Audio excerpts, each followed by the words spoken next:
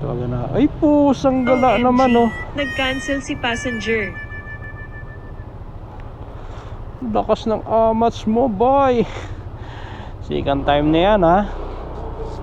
Second time na yan. Grabe ngayon si Angkas ngayon.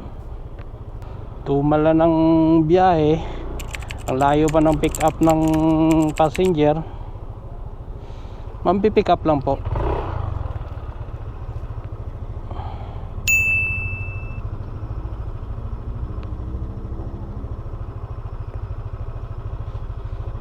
Thank you. Halagang 50 peso. Dahil sa sobrang tumal, patusin na natin to. Kaysa magtambay tayo sa ilalim ng puno, wala rin tayo kikitain. Kahit malayo tayo sa pick up location, katabi natin yung drop off ni ma'am. Pero gilang, tiyaga lang tayo. Dahil sa sobrang tumal kay Angkas ngayon. So wala pa yung ano dito. Pasahero, saan ka na?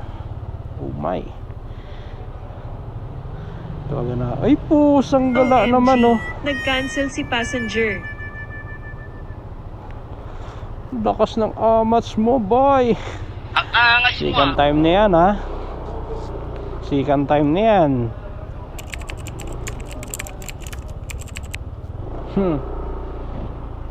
Nagtiyaga pa ako pupuntahan ka kahit malayo ako sa pick up location nyo. Ayos. Pasok ka ulit. Patikim ka sa akin ng mura.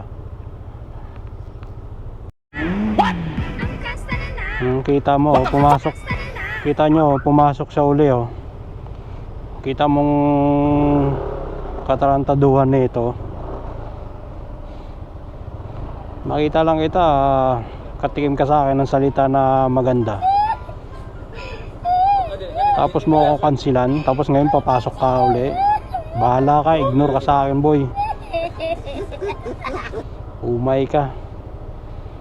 Nagastos na nga ako ng gas pala papunta sa iyo eh. Yung layo ng pinanggalingan ko, samantalang malapit ako dun sa drop off mo. Huwag kayo iiyak. Pinuntahan pa kita, tapos ngayon kinancel mo pag ano, bahala ka. Ay ma'am. Okay na, thank you.